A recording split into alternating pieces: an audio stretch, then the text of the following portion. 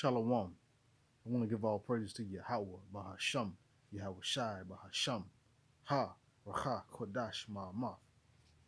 Double honors to the elder apostles and net elders of GMS. Double honors to my elder, Herwan Banya Sharala of the Lions Den Camp here in Jacksonville, Florida. Salutations to the sincere Aki and pushing this truth and sincerity around the four corners of this earth. I'm Nakar Harab Banya Sharala, coming out of the Lions Den Camp of Yasharala here in Jacksonville, Florida. And now today I'll be coming out with a lesson. And, it's just highlighting or harping on Esau's new thing that he has going on. It's called a Xenobot. It's a living robot. I won't do too much explaining. I'm gonna just play this video so that you can understand. The first living robots that can reproduce. In a potential breakthrough for regenerative medicine, scientists have created the first ever living robots that can reproduce. The millimeter-sized living machines, called Xenobots 3.0, are neither traditional robots, nor a species of animal, but living, programmable organisms. Made from frog cells, the computer-designed organisms, created by a US team, gather single cells inside a Pac-Man-shaped mouth, and release babies that look and move like their parents. Self-replicating living bio-robots could enable more direct, personalized drug treatment for traumatic injury, birth defects, cancer, aging, and more. What are Xenobots? Xenobots are neither a traditional robot, nor a known species of animal, but a living, programmable organism. They are made out of adapted stem cells from Xenopus laevis, an African species of frog. All right, so there you go. Esau with the tomfoolery again, time and time again and again. This new thing he has called a Xenobot. Let's get that word Xeno so that you can have a better understanding of what the word Xeno actually means. This is the etymology online dictionary for the word Xeno. It says before vowels, XEN or Zen, word forming element meaning strange, foreign, stranger, or foreigner. From Greek, xenos, which means a guest, stranger, foreigner, refugee, guest friend, one that is entitled to hospitality. What that says, cognate with Latin hostess from the PIE root gosti, again, which means stranger, guest, or host. So there you go. You saw with his Xenobots, what it is, what he said, it's a non-living robotic organism, and they got it from the stem cells of an African frog. I forget what they call it, but Esau is just using this as a guise or under the guise of medical breakthrough. You know, oh, this will be good for you. This can help with this, that, and the other traumatic injuries. Regrow this and regrow that, and just all, man. This ain't nothing but another wicked work of Esau to further push his wicked agenda. That is all this is. You have to get this strange or foreign thing put into your person, like the other strange and foreign thing that he's been forcing people or mandating people to get. This also sounds like Revelation chapter 13 verse 9, which is the MOTB, the charagma, in the which you have to get that strange or foreign thing put into your person as well. According to the scriptures, your right hand on your forehead. But if you get it anywhere in your body, period, no matter which hand you get it in, you're going to get judged by Yahweh Bahashim Yahweh Shai. So without further ado, This is Sirach, chapter 12, verse 10. Never trust thine enemy, for like as iron rusteth, so is his wickedness. Though he humble himself and go crouching, yet take good heed and be aware of him. And thou shalt be unto him as if thou hast wiped a looking glass, and thou shalt know that his rust hath not been altogether wiped away. So first off, you never ever trust your enemy, because just like iron is guaranteed to rust, Esau is guaranteed to perform or do some kind of wickedness on the earth. And it says, though he humbled himself, though he may seem like, yeah, we're doing this for the betterment of the people, you know, for science, for the betterment. Take good heed and beware of Esau and his fooleries. Because it'll be just like you picking up a looking glass that's dirty and filthy. And before you look through it, you decide you want to wipe it up and clean it up so that you can look through it. And you do all this wiping and all this cleaning. And when you get ready to look through it, you find out that your wiping and cleaning of this looking glass was to no avail. It's still filthy and it's still dirty. That's the same thing Esau is. No matter how he comes, no matter how he tries to clean up, he's still wicked and he's still evil and he's still filthy. I'm going to jump down to verse 16. It says, an enemy speaketh sweetly with his lips. As you can hear with the narrator in the video, yeah, this could be used for the xenobots, these self-replicating organisms, non-living organisms to be exact, robotic organisms that can be programmed, by the way. But though an enemy speaketh sweetly with his lips, but in his heart he imagineth how to throw thee into a pit. He will weep with his eyes, but if he find opportunity, he will not be satisfied with blood. And that's Esau all day long. He speaks sweetly with his lips, but in his mind, in his heart, he's trying to figure out how to F you over real decent. And when you do go down or something happen, he'll pretend like, oh, wow, that sucks that it happened. I just feel so bad. I'm just so down about it. Bump that. The first time Esau find opportunity, he not gonna be satisfied with blood. Let's continue. Let's go to Revelation, chapter 13.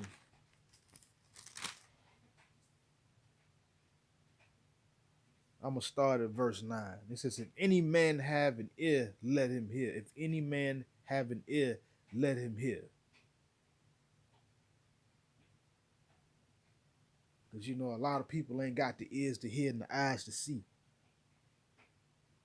nor the mouth to speak when it come down to this truth. This is verse 16. I'm going to jump down. This says, and he causeth all, both small and great, rich and poor, free and bond, to receive a mark in their right hand or in their foreheads. So it's going to come a point in time to where it's going to be a forcing of a specific thing, the charagma, upon the people. For the righteous, the upright, it's going to be it's going to be called, or is called, the hour of temptation. But for those who are not covered by Yahweh Yahushua, he's going to cause them, both small and great, rich, poor, free, and bond, to receive a mark in their right hand or in their forehead. And that is the charagma, the MOTB, the RFID. And in this whole thing that you have to get this xeno, or this strange foreign thing, put into your person, Esau's also going to attack the monetary system to it. Verse 17, and that no man might buy or sell save he that had the mark or the name of the beast or the number of his name. So when it comes down to it, when it comes down again to this Xeno, this strange foreign thing, the MOTB, which is the charagma, the RFID, in Esau's New World failure, his supposed pipe dream, his hope, once he calls it all, both small and great, rich and poor, free and bond, to receive this mark, all those who decide they don't want to receive it, you're not going to be able to buy or sell. You're not going to be able to be part of the new system per se.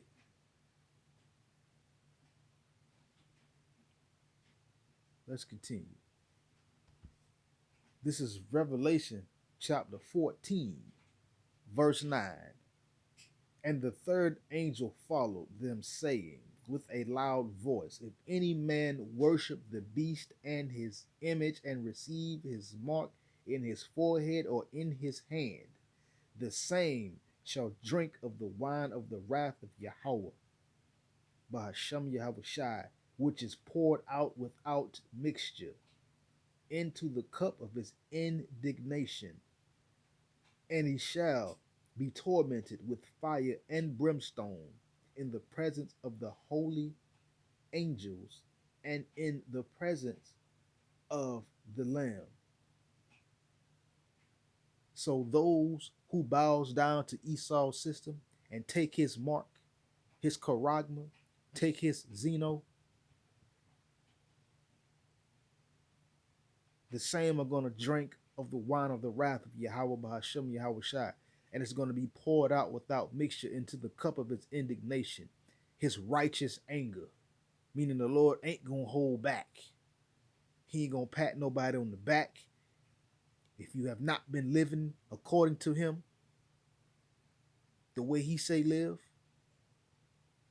you take that chip, you going to take that dip within that fire. And you're going to be tormented before the angels and the Lamb, before the elect and Yahushua, because they're going to be standing on that sea of glass, looking down, watching Babylon burn, and those who took the mark.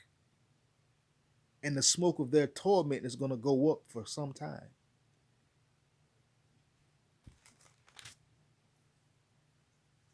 Because they received the mark of Esau. They took his Xeno, his strange foreign thing, and put it into their persons. Let's continue. 2 Corinthians.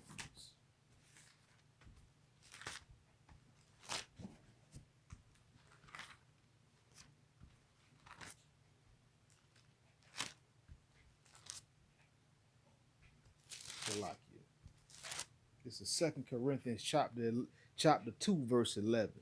It says, lest Satan should get an advantage of us, for we are not ignorant of his devices. And Esau, Satan, the adversary, the deceiver, the devil, is trying to get an advantage using this Xenobot foolery, about using the guise of, oh yeah, we can do a lot of different things with this. It's a lot of medical applications that we can put this to. Man, the F out of here, Esau, with that foolishness, man. This ain't nothing but another thing. That's all this is. Another failed attempt. And he's trying to get an advantage. That's why Esau coming out with all this foolery. Remember the Omicron? That's just another piece of BS that Esau came out with. Now you got the Xenobots. Now you talking about global warming, climate change. Man, come on. He trying to get an advantage. But those who are in the know, those who are paying attention to Yahweh Yahweh Shai, watching the way Yahweh Yahweh Shai say to watch, We're not ignorant of Esau's devices. We are not ignorant. We are not oblivious. We see it. And when we see the tomfoolery, we speak about it. Esau don't like that, which I don't give a flying flip on what Esau like, honestly. Let's continue. Second Thessalonians.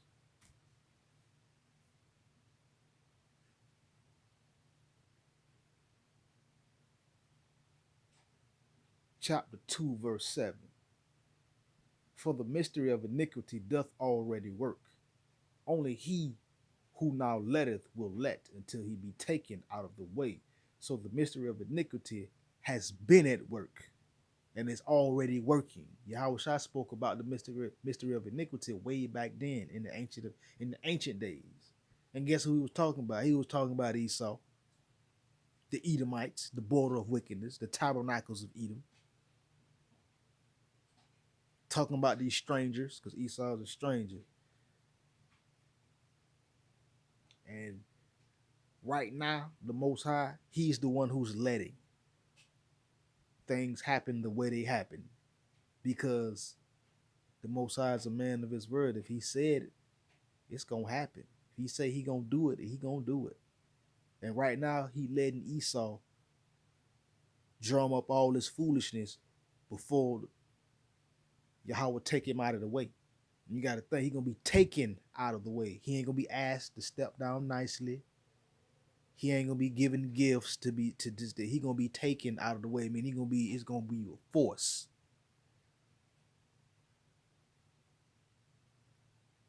Let's continue. Let's go to Sirach. It's like you already read that. Let's go to Psalms 49.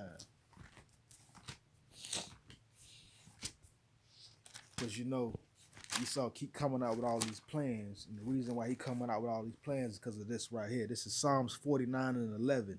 That inward thought is that their houses shall continue forever, and their dwelling places to all generations. They call their lands after their own names. So Esau's inward thought is that his houses are going to dwell forever. He really think he's going to be in power forever. That's why he's coming up with the New World supposed order, or the New World failure, calling lands after his own name: Amerigo Vespucci, Scipio Africanus, but they were King Philip of the Philippines, and so forth, man. Esau thinking he gonna live forever. That's why he coming up with the Xenobots. That's why he coming up with all this stuff. Because he think, oh yeah, I'm finna be in power. Man, Esau, you full of sugar, honey, iced tea, man. Let's continue. Psalms 55, verse 21. The words of his mouth were smoother than butter, but war was in his heart. His words were softer than oil, yet they were drawn swords. So the words of his mouth are smoother than butter, but war is in his heart. War is in Esau's heart, his la'ab, his mind. That's war is there. That's why he destroy everywhere he go at. His words were softer than oil. He come talking nice, sounding good, but his words ain't nothing but drawn swords. I'm gonna jump back over to Psalms 52, verse 2. Thy tongue deviseth mischiefs like a sharp razor working deceitfully.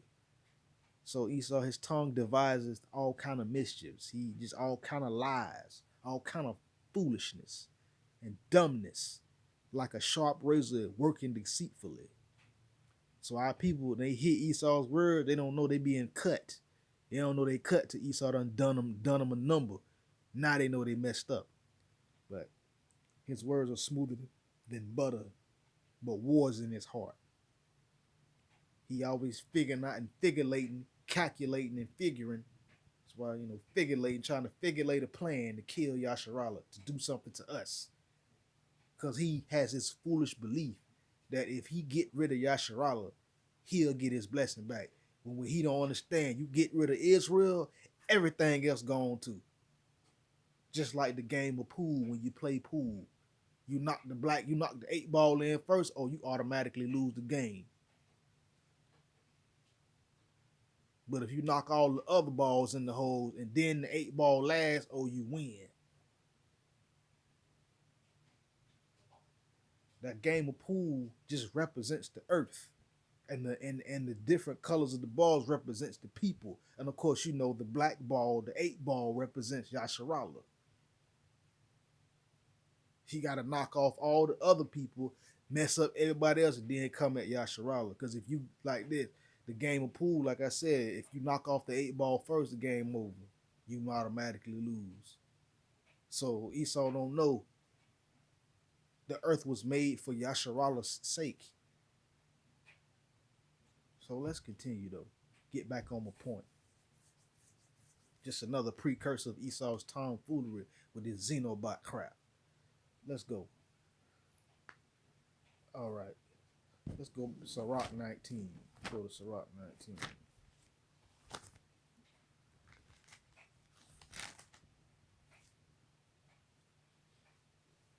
This is Sirach 19, 26. It says, there is a wicked man that hangeth down his head, sadly, but inwardly he is full of deceit. And that's how Esau do. He hang his head down like, oh, well, you know, like he just so down about what's going on that he can just relate. But inwardly he full of deceit, lies. Verse 27. Casting down his countenance and making as if he heard not, where he is not known, he will do thee a mischief before thou be aware. So you can never ever trust your enemy. He cast down his countenance as if he like, yo, oh, what? Oh, okay. You know, but where Esau ain't known, where it is known, where don't nobody know how he get out, he gonna do a mischief. Before he gonna F somebody over before they be aware. Verse 28. And it says, and if for want of power he be hindered from sinning, yet when he findeth opportunity, he will do evil. So Esau, he always want power. And when he is hindered from sinning, when he is hindered from transgression, when he finds an opportunity to be wicked and to be evil, he is going to do it.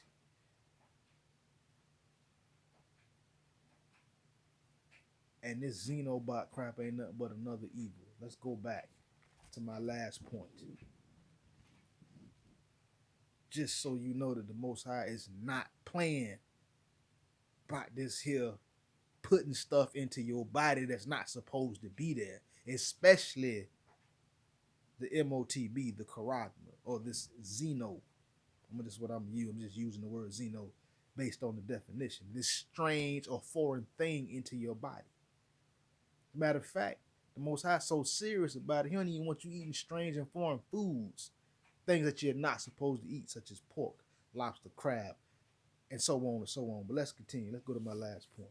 This is Revelation chapter 14, verse 9. Again, and the third angel, Salakia, and the third angel followed them, saying with a loud voice, if any man worship the beast and his image, and receive his mark in his forehead or in his right hand, the same shall drink of the wine of the wrath of Yahweh, Bahashem Yahweh Shai, which is poured out without mixture into the cup of his indignation, and he shall be tormented with fire and brimstone in the presence of the holy angels and in the presence of the Lamb. Shalom.